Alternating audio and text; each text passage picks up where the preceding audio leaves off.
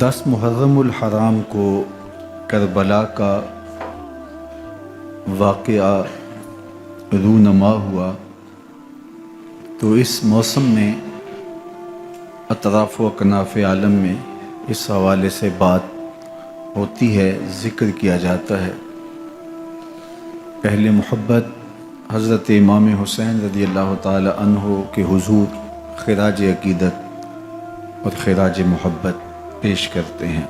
یہ حق و باطل کا معرکہ تھا، جھوٹ اور سچ کا مقابلہ تھا، ظلم اور عدل کا ٹکراؤ تھا، خیر اور شر کی لڑائی تھی، دو نظریات کا تصادم تھا۔ ایک طرف امام حسین رضی اللہ تعالی عنہ اور ان کے 72 جانثار تھے، اور دوسری طرف یزید اپنی تمام تر قوت کے ساتھ موجود تھا۔ حضرت امام حسین رضی اللہ تعالی عنہ سے مسلسل آخری وقت تک بیعت کا اثرار رہا، اور آپ آخری سانس تک یزید کی بیعت سے انکار کرتے رہے۔ حضرت امام حسین رضی اللہ تعالیٰ عنہ لڑائی کے لیے نہیں آئے تھے، ورنہ خواتین اور بچے ساتھ لانے کا کوئی مقصد نہیں تھا۔ آلات حرب و ضرب بھی نہیں تھے۔ عرب جو اپنے ساتھ سفر پہ معمول کی تلواریں اور اسلحہ جات رکھتے ہیں وہی تھے، اور آپ کو پیشکش بھی کی گئی۔ ترماح بن عدی بن حاتم نے، یہ حاتم تائی کا پوتا تھا، کہا کہ آپ میرے ساتھ ہمارے علاقے میں چلے جائیں۔ جب مختلف بادشاہوں نے عرب پر قبضہ کیا تو ہمارے قبائلی علاقے اس وقت بھی ان سے محفوظ رہے۔ ہم آزاد قبائل ہیں۔ میں چند دنوں میں آپ کی پشت پر 30,000 کا لشکر کھڑا کر دوں گا جو جانثار ہوگا۔ لیکن حضرت امام حسین رضی اللہ تعالیٰ عنہ نے ترماح بن عدی کی اس پیشکش کو قبول نہیں کیا اور آگے بڑھے۔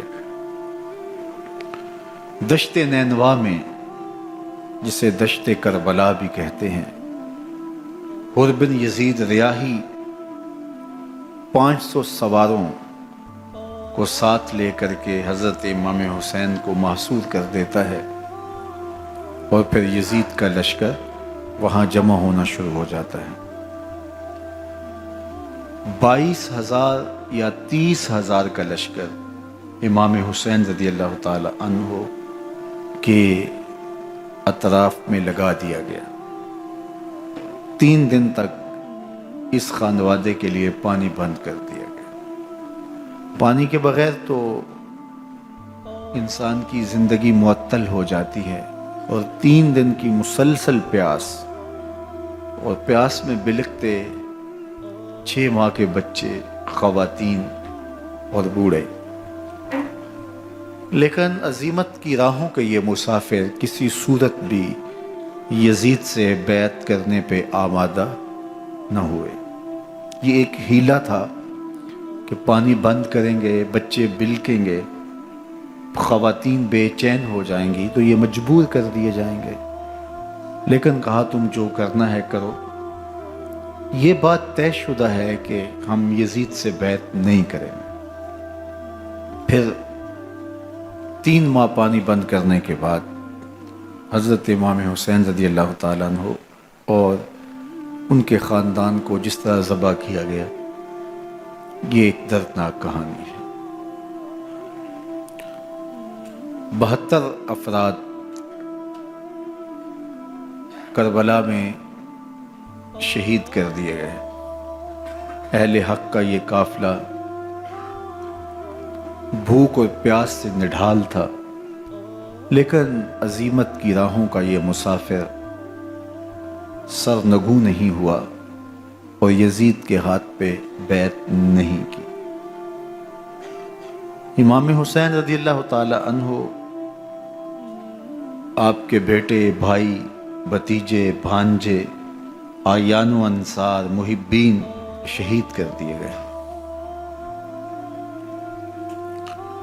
70 لوگ آپ سے پہلے شہید کیے گئے، پھر امام حسین رضی اللہ تعالی عنہ شہید کر دیے گئے۔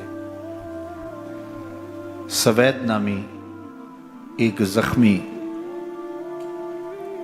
وہ چھری لے کر کے حملہ آور ہوئے اور وہ بھی شہید کر دیے گئے. یہ کربلا کے آخری شہید تھے جو حضرت امام حسین کے بعد شہید ہوئے. لیکن ان کی خون آشام تلواروں کی ابھی پیاس نہیں بجھی اور ان کی آتش غیظ و غضب ابھی ٹھنڈی نہیں ہوئی. شمز الجوشن حضرت علی اوسط جنہیں امام زین العابدین کے نام سے دنیا جانتی ہے، 14 سال کی عمر میں تھے، بیمار تھے. خیمے میں گھس کے ان کو بھی شہید کرنے لگا تو حمید بن مسلم نے کہا کہ کیا بچوں کو بھی شہید کیا جائے گا؟ تو وہ رک گیا.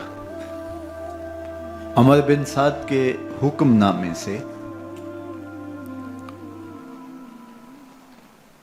مقدس لاشوں پر گھوڑے دوڑائے گئے حتیٰ کہ ان کی ہڈیاں چور چور ہو گئیں اور شہیدوں کے سر نیزوں پہ چڑھا دیے گئے. حسین ابن علی اور ان کے آیان و انصار کاٹ دیے گئے. فتح کے نقارے بجے، جشن منائے گئے اور یہ قافلہ کربلا سے کوفے کی جانب روانہ ہوا. شہیدوں کے سر نیزوں پہ آگے آگے چل رہے ہیں اور اونٹوں کے اوپر حضور کی بیٹیاں، حضور کی شہزادیاں اور حضرت امام زین العابدین کو باندھا گیا ہے. اور یہ تقدس مآب قافلہ کوفے پہنچتا ہے. ابن زیاد بہت خوش تھا کہ جیسے اس نے کوئی بہت بڑا کام کر لیا ہو. نواسہ رسول کا سر ایک تشت میں رکھا اس کے سامنے تھا اور وہ چھڑی سے آپ کے ہونٹوں اور آپ کے دانتوں پر ضرب لگاتا. حضرت زید بن ارقم رضی اللہ تعالی عنہ صحابی رسول اس مجلس میں موجود تھے. وہ کھڑے ہو گئے. غصے سے ان کا بدن کانپ رہا تھا اور آپ نے کہا، ظالم، چھڑی کو یہاں سے ہٹا لے. میں نے خود ان آنکھوں سے رسول اللہ کو یہ ہونٹ چومتے ہوئے دیکھا ہے. ابن زیاد غصے میں بپھرا ہوا بولا، اگر تو بوڑھا نہ ہوتا تو میں تیری گردن اڑا دیتا. حضرت زید بن ارقم روتے ہوئے دربار سے باہر نکلے اور ساتھ اہل کوفہ کو مخاطب کر کے کہا کہ اہل کوفہ، تم نے حسین ابن علی کو شہید کر دیا اور ابن مرجانہ کے غلام بن گئے.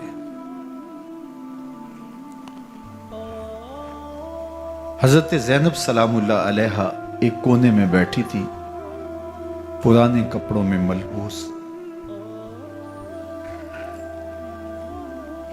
ایک وہ وقت بھی تھا کہ سیدہ زینب سلام اللہ علیہا جب کوفے میں آئیں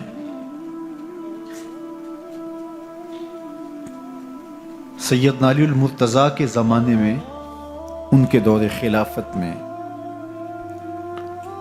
دار الخلافہ کوفہ متعین ہوا. تو یہ مدینے سے کوفے آئیں تو اس وقت کوفے کی معزز خواتین نے ان کا استقبال کیا. خلیفۃ المسلمین کی شہزادی، رسول اللہ کی بیٹی سیدہ فاطمہ الزہرا کا عکس حضرت زینب سلام اللہ علیہا کوفے میں داخل ہوئیں. تکریم، عزت اور وقار کے ساتھ آپ کا استقبال کیا گیا اور آپ خواتین کو درس قرآن دیتی، حضور کی شریعت سکھاتی. اور آج وہی کوفہ ہے، وہی دیوار و در ہے، اور وہی زینب ہے، اور آج زینب کے ساتھ حسین ابن علی کا کٹا ہوا سر ہے۔ پرانے کپڑوں میں ملبوس حضرت زینب سلام اللہ علیہ آج اسی کوفے میں داخل ہوئی ہے۔ دارالامارت کے ایک کونے میں تشریف فرما ہے کہ ابن زیاد پوچھتا ہے یہ خاتون کون ہے؟ حضرت زینب خاموش رہی۔ اس نے دوسری مرتبہ پوچھا، آپ پھر خاموش رہی۔ تیسری مرتبہ پوچھا، آپ پھر خاموش رہی۔ پھر ایک لونڈی نے بتایا یہ زینب بنت علی ہے۔ تو اس کے سامنے حضرت امام حسین کا کٹا ہوا سر پڑا تھا، اور وہ حضرت زینب سے مخاطب ہو کے کہنے لگا کہ اللہ نے تمہیں شکست دی اور یزید بن معاویہ کو فتح عطا کی۔ تو حضرت زینب سلام اللہ علیہ پھر دربار ابن زیاد میں ایک خوبصورت خطبہ عطا کیا۔ زینب بول رہی تھی، لگ رہا تھا مولا کائنات بول رہے ہیں۔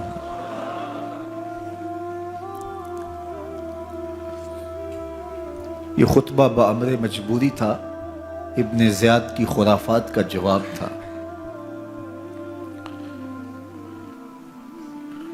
تو ابن زیاد سے اس کا جواب تو نہ بن پڑا، لیکن کہنے لگا کہ بڑی مکفہ اور مسجع گفتگو کی، تمہارا باپ علی بھی بہت اچھا شاعر تھا۔ تو سیدہ زینب سلام اللہ علیہ نے فرمایا ہمیں مکفہ گفتگو سے کیا غرض، یہ تو ایک حقیقت ہے جو ہم نے بیان کی۔ تو حضرت علی اوسط امام زین العابدین بھی پاس تھے، تو دیکھ کر کے کہنے لگا کہ یہ لڑکا کون ہے؟ تو فرمایا میں علی بن حسین ہوں۔ تو کہا کہ انہیں تو قتل کر دیا گیا۔ کہا وہ میرے بھائی تھے اور ان کا نام بھی علی تھا، میرا نام بھی علی ہے۔ تو اس نے کہا کہ اس لڑکے کو لے جاؤ اور قتل کر دو۔ حضرت زینب علی اوسط امام زین العابدین کے ساتھ چمٹ گئیں اور کہا کہ اگر تم اسے قتل کرو گے تو اس کے ساتھ مجھے بھی قتل کرنا ہوگا۔ تو ابن زیاد کہنے لگا کہ یہ عورت سچ کہتی ہے، واقعی اس کے جذبات یہی ہیں۔ اور الصلاۃ جامعہ کی پکار کے ساتھ مسجد کوفہ میں آ گیا۔ کوفے کے لوگ سارے ابن زیاد کے سامنے تھے۔ امام حسین کا کٹا ہوا سر ابن زیاد کے سامنے تھا، اور اس نے کہا کہ اللہ نے یزید بن معاویہ کو فتح دی اور کذاب ابن کذاب معاذ اللہ حسین ابن علی کو شکست دی۔ جب اس نے یہ بات کہی تو عبداللہ بن عفیف الازدی رضی اللہ تعالی عنہ موجود تھے، وہ کھڑے ہو گئے۔ غصے سے ان کا بدن کانپ رہا تھا، اور آپ نے پوری ہمت کے ساتھ ابن زیاد کو جواب دیتے ہوئے کہا، ظالم، حسین سچا، حسین کا باپ بھی سچا، تو جھوٹا، تیرا باپ بھی جھوٹا، جس نے تجھے امیر بنایا وہ بھی جھوٹا۔ تو ابن زیاد نے جب اپنے بارے عبداللہ بن عفیف سے یہ بات سنی تو اس نے حکم دیا کہ ان کا سر کاٹ دیا جائے، اور پھر حضرت عبداللہ ابن عفیف رضی اللہ تعالی عنہ کو شہید کیا گیا اور ان کی لاش کو سولی چڑھا دیا گیا۔ حق کی راہ کے یہ مسافر اپنی جان کس طرح راہ خدا میں سپرد کر رہے تھے۔ اہل کوفہ سہمے ہوئے، ڈرے ہوئے ابن زیاد کے دربار میں بیٹھے تھے، اور امام حسین رضی اللہ تعالی عنہ کے قتل کا، ان کی شہادت کا انہیں دکھ تو تھا، لیکن ان کے اندر ہمت، طاقت اور توانائی نہیں تھی۔ ان کی تلواریں یزید کے ساتھ رہیں اور دل امام حسین رضی اللہ تعالی عنہ کے ساتھ رکھنے کی بات کرتے تھے۔ پھر یہ قافلہ کوفہ سے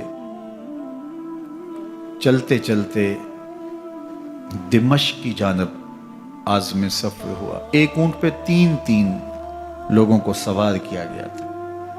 امام زین العابدین کو سوار بھی کیا گیا اور بدن پر زنجیریں بھی باندھی گئیں، جکڑ کر کے سواری پہ بٹھایا گیا۔ اللہ اکبر! جہاں جہاں سے یہ لوگ گزرتے، لوگوں کو ان کی حالت پہ رحم آتا۔ بہت سارے لوگ نہیں جانتے تھے یہ کون ہیں۔ عمومی طور پہ راستوں میں یہی بتایا گیا کہ کچھ باغی لوگ ہیں جنہوں نے حکومت سے بغاوت کی، تو ان کے کیفر کردار تک پہنچا دیا گیا۔ راستے میں ایک گرجا گھر آیا اور وہاں یہ لوگ رات رکتے ہیں۔ گرجا گھر کی دیوار پہ لکھا ہوا تھا: اترجو امت قتلت حسینا شفاعت جدہ یوم الحساب۔ کیا وہ امت جنہوں نے حسین ابن علی کو شہید کیا قیامت کے دن انہی کے نانے سے شفاعت مانگیں گے؟ کس منہ سے شفاعت طلب کریں گے؟ اسی حسین ابن علی کے نانا سے، جن کے بیٹے کو، جن کے شہزادے کو، نواسے کو ان لوگوں نے شہید کیا۔ جب یہ تقدس مآب قافلہ دمشق پہنچا تو راستے میں ایک شخص قرآن مجید کی تلاوت کر رہا تھا۔ اپنے مکان کی چھت پہ بیٹھ کے تلاوت کر رہا تھا، اور یہ قافلہ اس طرح سے گزر رہا تھا کہ شہیدوں کے کٹے ہوئے سر نیزوں کی نوک پہ تھے، اور عصمت شیار خواتین اور امام زین العابدین اونٹوں پہ بندھے ہوئے تھے۔ تو پڑھنے والا تلاوت کر رہا تھا کہ کہف اور رقیم یہ ہماری نشانیوں میں سے بڑی عجیب نشانیاں ہیں۔ تو جب وہ پڑھ رہا تھا تو سر حسین سے آواز آئی: یا تالی القرآن، اے قرآن پڑھنے والا، اصحاب کہف سے زیادہ عجیب قتلی و حملی، میرا قتل کرنا اور نیزے کی نوک پہ چڑھایا جانا۔ یہ قافلہ یزید کے دربار میں پہنچتا ہے۔ یزید بہت خوش ہوا اور اس نے حضرت امام زین العابدین رضی اللہ تعالیٰ عنہ سے کہا کہ تمہارے باپ نے میری حکومت کے خلاف بغاوت کی اور وہ اپنے انجام کو پہنچے۔ تو آپ نے جواب میں قرآن مجید کی آیات کی تلاوت کی اور اہل بیت کے مناقب اور فضائل بیان کیے۔ سیدہ زینب سلام اللہ علیہا کا ایک خطبہ اہل بیت کی عظمت، مناقب اور فضائل میں یزید کے دربار میں اپنی انوکھی اور البیلی شان رکھتا ہے۔ یزید پہلے تو خوش ہوا، لیکن جب اس نے لوگوں کے چہرے دیکھے تو وہ پریشان ہو گیا۔ حتیٰ کہ یزید کے دربار میں ایک عیسائی سفیر آیا ہوا تھا، تو اس نے جب کٹے ہوئے سر دیکھے اور خستہ حال سادات کی شہزادیوں کو دیکھا تو اس نے کہا یہ کون لوگ ہیں؟ تو اسے بتایا گیا، تو اس نے بڑے تعصف کا اظہار کیا، کہا کتنے بد نصیب لوگ ہو، ہمارے پاس حضرت عیسیٰ علیہ السلام کے گدھے کا کھر موجود ہے اور ہم اسے بھی عزت کی جگہ پہ رکھے ہوئے ہیں، اور تم کتنے بدبخت ہو، اپنے رسول کے نواسے کو شہید کر دیا۔ بے مروت بے وفا تیرا بھی کیا افسانہ ہے، جس نے اپنی ہی شمع کو گل کیا تو وہ پروانہ ہے۔ تو یزید نے جب لوگوں کے تیور دیکھے اور بدلتے ہوئے حالات دیکھے تو اس نے تعصف کا اظہار کیا اور کہا اللہ برا کرے ابن زیاد کا، وہ امام حسین کو میرے تک پہنچنے دیتا تو میں ان سے اچھا معاملہ کر لیتا۔ کچھ لوگ اس سے یزید کو بری الذمہ قرار دینے کی کوشش کرتے ہیں، لیکن یزید کے اپنے حکم سے سب کچھ ہوا۔ ابن اسیر نے لکھا ہے کہ جب یزید مرا تو ابن زیاد دمشق آ رہا تھا، اس کے ساتھ مسافر بن شریح بھی تھا، تو اچانک وہ کچھ سوچنے لگا۔ تو مسافر بن شریح نے کہا کہ ابن زیاد میں تمہیں بتاؤں تم کیا سوچ رہے ہو؟ کہا بتاؤ۔ کہا تم یہ سوچ رہے ہو کہ میں نے نواسہ رسول کو شہید کیوں کیا؟ تو کہنے لگا کہ یہ مجھے یزید کا حکم تھا، اور اگر میں نواسہ رسول کو شہید نہ کرتا تو وہ مجھے قتل کر دیتا۔ اور جب مسلم بن عقبہ کو مدینہ المنورہ کی حرمت کو پامال کرنے کے لیے اور حضرت عبداللہ ابن زبیر رضی اللہ تعالیٰ عنہ کی خلافت کے اعلان کے بعد مکہ المکرمہ پر حملے کے لیے جو یزید نے بھیجا، تو اس سے قبل اس نے ابن زیاد کو کہا کہ یہ کام تم کرو۔ تو ابن زیاد نے جو جواب دیا وہ یہ تھا کہ میں تمہارے کہنے پہ پہلے ہی نواسہ رسول کو شہید کر چکا ہوں، اب نواسہ رسول کو شہید کرنا اور کعبۃ اللہ کی حرمت کو پامال کرنا، یہ دو چیزیں میں جمع نہیں کروں گا۔ اور اس نے بادشاہ کے حکم کا انکار کر دیا۔ تو یزید نے امام حسین رضی اللہ تعالیٰ عنہ کی شہادت کا حکم دیا تھا ابن زیاد کو، اور یہ دو گواہیاں میں نے ابن زیاد سے آپ کے سامنے رکھی۔ باقی اس کا یہ سیاسی پینترا کہ وہ تعصب کا اظہار کرے، تو قاتل کی پشیمانی مقتول کی اہمیت تو بڑھا سکتی ہے، لیکن قاتل کے دامن سے قتل کا داغ نہیں دھو سکتی۔ تو حضرت امام حسین رضی اللہ تعالی عنہ کا قتل یزید کو اب نظر آ رہا تھا مجھے بہت مہنگا پڑے گا، آخرت تو برباد ہوئی ہی ہوئی، دنیا بھی میں نے برباد کر لی، اور میری حکومت بھی مستحکم نہیں رہ سکے گی۔ تو اب اس نے یہ کہنا شروع کر دیا کہ خدا برا کرے ابن مرجانہ کا کہ وہ راستہ دے دیتا اور امام حسین کو میرے تک پہنچ دیتا۔ حضرت امام زین العابدین سے اب وہ لجاجت کرنے لگا اور کہنے لگا کہ حضرت آپ کچھ ارشاد فرمائیے۔ تو آپ نے تین چیزیں ارشاد کی۔ آپ نے فرمایا ایک تو ہمیں خیریت سے مدینے بھیج دو، اور دوسری بات کہ قاتلان حسین کو ان کے کیفر کردار تک پہنچاؤ، اور تیسری بات مجھے دمشق کی جامعہ مسجد میں خطبہ جمعہ کی اجازت دو۔ اس نے کہا کہ خطبہ جمعہ کی اجازت بھی دیتا ہوں، آپ کو خیریت سے مدینہ المنورہ بھی روانہ کر دیا جائے گا، لیکن قاتلان حسین کو کیفر کردار تک پہنچانا یہ میرے بس میں نہیں ہے، یہ ممکن نہیں ہے۔ اب مجھے بتائیے، حاکم وقت ہو اور اتنا بڑا سانحہ اور واقعہ ہو گیا ہو، تو وہ وہیں کھڑے کھڑے معذرت کر لے کہ یہ اس بات کو رہنے دو، تو اس کا مطلب سمجھنے میں کسی بھی باشعور شخص کو دیر نہیں لگتی۔ اسے چاہیے تھا کہ وہ کہتا کہ میں اس کی تحقیق کروا کے جو بھی مجرم ہے وہ کیفر کردار تک پہنچے گا، اور آپ نہ بھی کہتے تو یہ میں کرتا چونکہ میں حاکم وقت ہوں۔ لیکن اس نے فوراً کہا کہ یہ ممکن نہیں ہے، تو اس کا مطلب کیا کہ مجرم میں خود ہوں، تو میں اس سے جو ہے وہ بچنا چاہتا ہوں۔ تو اس نے حضرت امام زین العابدین کو کہا دو شرطیں تو قبول ہیں، لیکن یہ تیسری شرط قبول نہیں ہے اور یہ ممکن نہیں ہے۔ تو یہ واضح اس بات کا اشارہ ہے کہ یزید کے حکم سے، اس کی منشا سے اور اس کے کہنے سے حضرت امام کو شہید کیا گیا، اور اس نے حضرت امام حسین رضی اللہ تعالی عنہ کے مبارک لبوں پر چھڑیاں بھی ماری اور آپ کے دانتوں پر ضربیں لگائیں چھڑیوں کی۔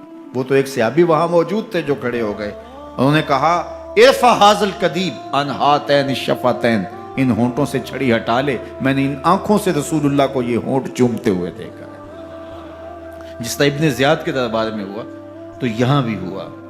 اللہ اکبر۔ تو یزید اپنے تئیں خوش تھا، لیکن لوگوں کے احتجاج کی سکت نہیں لا سکتا تھا کہ نواسہ رسول کو شہید کر دیا گیا، تو وہ یوں اپنی بات کو چھپانا چاہتا تھا، اور بات ابن مرجانہ ابن زیاد پہ ڈالنا چاہتا، لیکن ابن زیاد کہتا ہے کہ اگر یزید کے کہنے پہ میں امام حسین کو قتل نہ کرتا تو میں قتل کر دیا جاتا، اور میں غزوہ کعبہ اور قتل امام حسین دونوں کو جمع نہیں کر سکتا، لہٰذا اب میں یزید کا یہ حکم نہیں مانوں گا، اس نے پہلے مجھ سے بہت بڑی زیادتی کروائی ہے۔ یہ تاریخ کی معتبر کتابوں کے اندر موجود ہے۔ اب یزید نے کہا دو باتیں مان لیتا ہوں، آپ کو مدینہ المنورہ بھی رخصت کر دیتے ہیں، اور دوسرا آپ کو مسجد دمشق میں خطبہ کی اجازت بھی دیتے ہیں۔ اللہ اکبر، یہ وقتی تصرف تھا اس کا، ورنہ یہ کون ہے اجازت دینے والا؟ منبر تو حسین ابن علی کے نانے کا ہے۔ خیر، مسجد دمشق میں گئے، لوگوں کا ہجوم تھا، حضرت امام زین العابدین منبر پہ جلوہ فراز ہوئے۔ خطابت تو ان کے گھر کی لونڈی ہے، تو جب آپ نے کھڑے ہو کر کے خطبہ دیا اور فضائل و مناقب اہل بیت بیان کیے، لوگوں کے سینوں کے اندر آتش محبت اہل بیت کی جوش مارنے لگی۔ یزید ڈر گیا کہ اگر کچھ دیر خطبہ جاری رہا تو کہیں ایسا نہ ہو کہ لوگ میرے خلاف اٹھ کھڑے ہوں، تو اس نے مؤذن کو اشارہ کیا اور وہ اذان دینے لگا۔ تو اس نے کہا اللہ اکبر اللہ اکبر، تو حضرت امام زین العابدین نے کہا اس میں کوئی شک نہیں کہ اللہ سب سے بڑا ہے۔ پھر کہا اشہد ان لا الہ الا اللہ، تو امام زین العابدین نے فرمایا کہ ہم نے اس بات کی اپنے خون سے گواہی دی ہے کہ اللہ کے علاوہ کوئی معبود نہیں ہے۔ پھر اس نے کہا اشہد ان محمد رسول اللہ، تو حضرت امام زین العابدین نے یزید کی آنکھوں میں آنکھیں ڈال کے کہا یزید دیکھ، اذان میں تیرے نانے کا نام ہے یا میرے نانے کا نام ہے؟ تو حسین ابن علی رضی اللہ تعالیٰ عنہ کا نام کبھی بھی مٹنے والا نہ زیاد کا وہ ستم رہا، نہ یزید کی رہی وہ جفا، رہا تو نام حسین جسے زندہ رکھتی ہے کرم۔ یزید نے امام حسین رضی اللہ تعالیٰ عنہ کو راستے سے ہٹا دیا۔ اس کا خیال تھا کہ یہ باغی ہیں اور میں ان کو کچل دوں۔ حضرت امام حسین شہید کر دیے گئے، ان کا خاندان شہید کر دیا گیا۔ صرف 14 سال کے امام زین العابدین رضی اللہ تعالی عنہ اس حادثے میں، اس واقعہ میں جو ہے وہ بچے، اور سب سے زیادہ دکھ اپنی آنکھوں سے انہوں نے دیکھے۔ کربلا کا منظر بھی دیکھا، کوفے کا دارالعمارہ بھی دیکھا، اور دمشق کا دربار یزید بھی دیکھا، اور پھر یہاں سے مدینے پہنچ کر اہل مدینہ سے جو سامنا ہوا امام زین العابدین نے وہ لمحے بھی دیکھے۔ کہتے ہیں اس واقعہ کربلا کے بعد حضرت امام زین العابدین کبھی ہنسے نہیں تھے۔ جب بھی پانی پینے لگتے تو رو پڑتے، انہیں شاید سکینہ کی پیاس یاد آ جاتی تھی۔ امام زین العابدین کا رنگ زرد ہو جاتا جب کربلا کی یاد آتی، اور بسا اوقات شہر سے وحشت ہونے لگتی اور دور باہر نکل جاتے اور جا کر کے وہاں خیمہ گاڑ لیتے اور مہینہ مہینہ وہاں ذکر و فکر اور عبادت میں لگے رہتے۔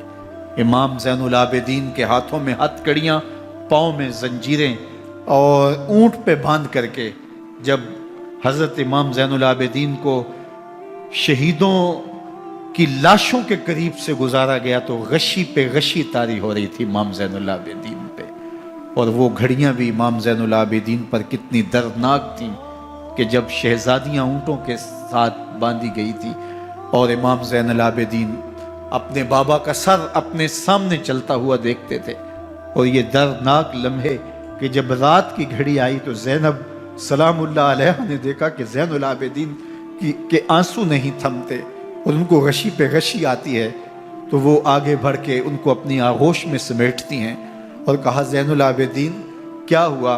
کہا کہ پھپھو جان اگر ہو سکے تو بابا کا سر کچھ دیر کے لیے میری گود میں نہیں آ سکتا ہے۔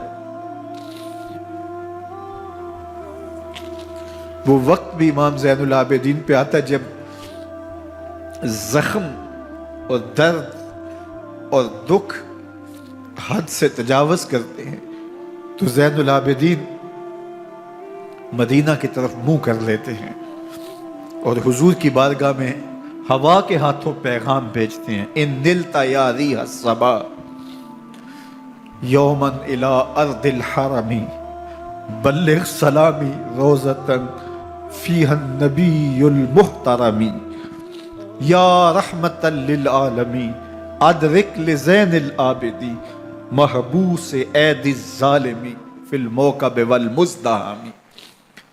امام زین العابدین نے یہ سارا دردناک منظر اپنی آنکھوں سے دیکھا اور یہ سارے دکھ سہے۔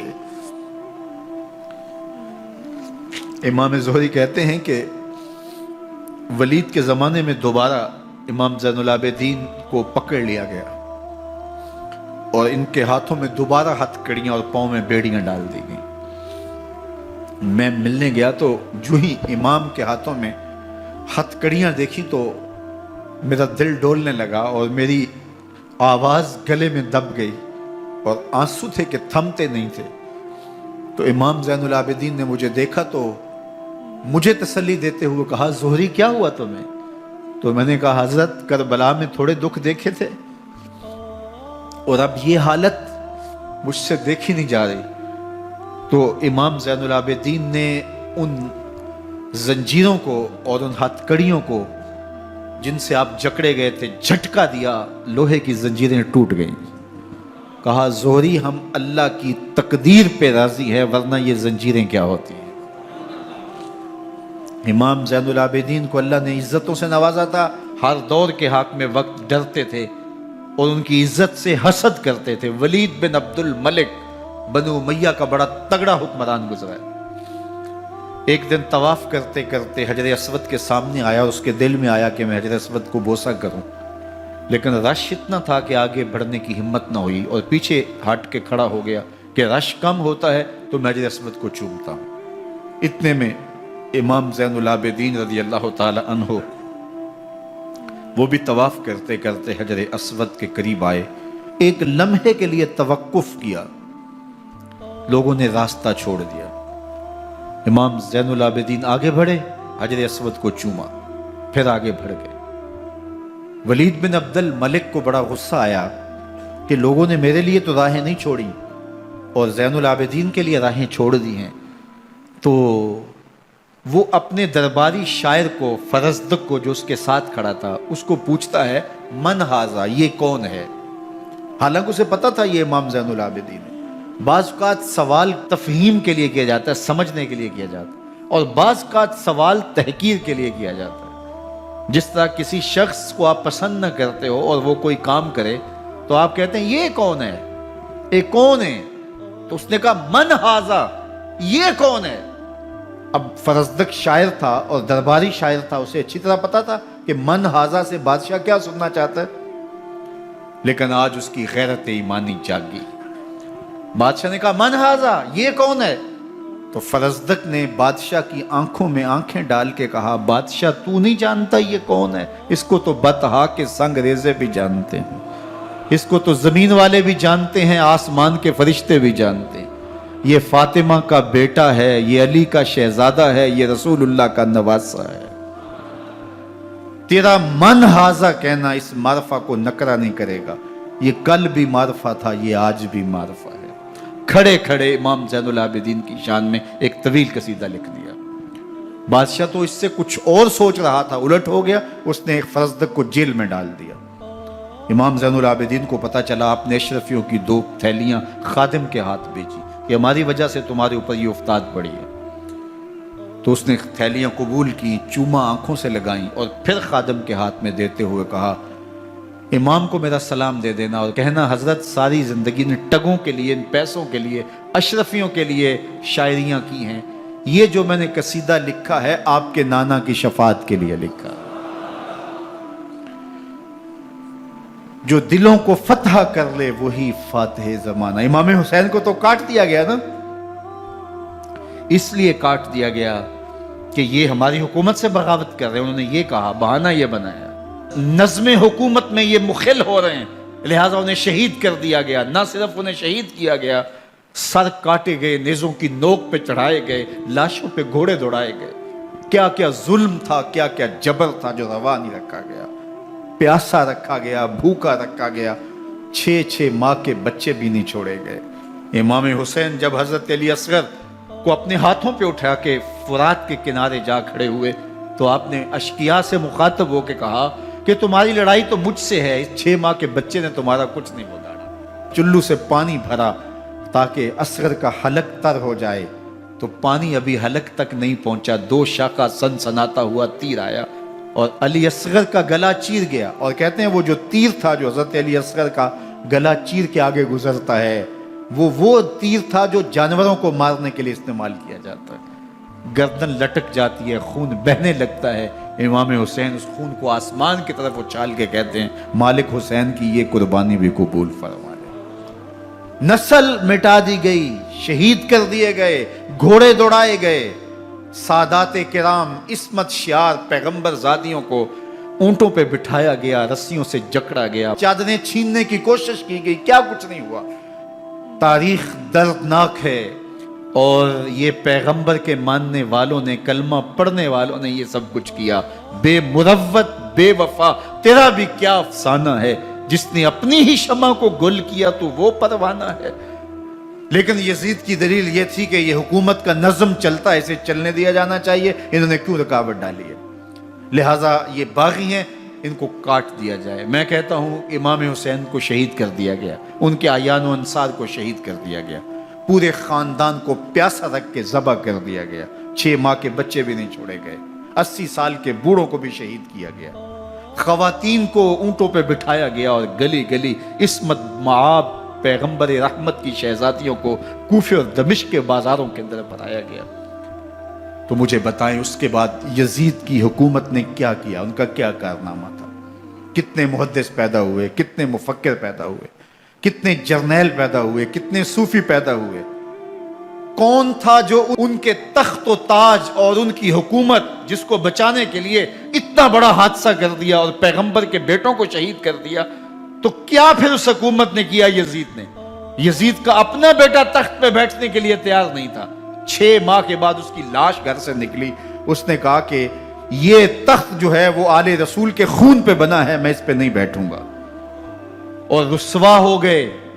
اور یزید جس کو زوم تھا کہ میں اتنی بڑی سلطنت کا مالک ہوں، اس کو بچانا ہے، اس سلطنت نے اسلام کے لیے کیا کیا؟ مجھے بتاؤ، کون سے جرنیل پیدا کیے، کون سے حکمران پیدا کیے، اس نے کون سے توانا لوگ پیدا کیے، کون سے محدث، کون سے مفکر، کون سے مسلح پیدا کیے؟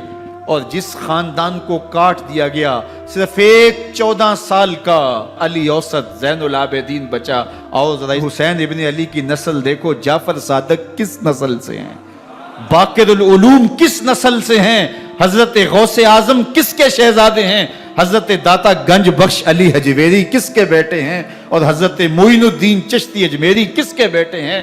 آج زمانے کو جو بھی دیا ہے حسین کے بیٹوں نے دیا۔ یزید تخت بچا کر بھی امت کو کچھ نہ دے سکا، اور امام حسین نے سب کچھ لٹا کے امت کو ایمان کی بہاریں عطا کر دی۔ آج جہاں بھی منبر و محراب کی رونق نظر آ رہی ہے، اس کے پیچھے حسین کا کوئی بیٹا کھڑا ہوا نظر آ رہا ہے۔ اللہ اکبر! اس دین کے خاکے میں رنگ ہی حسین ابن علی کے خون نے بھرا ہے۔ حسین اگر نہ شہید ہوتا تو آج گھر گھر یزید ہوتا، اسلام کی عظمت عیاں نہ ہوتی، خدا کے گھر میں اذان نہ ہوتی، بار الہ نوحہ سناتا پھرتا، تا روز جزا اشک بہاتا پھرتا، امداد نہ کرتے اگر کربلا میں حسین، اسلام تیرا ٹھوکریں کھاتا۔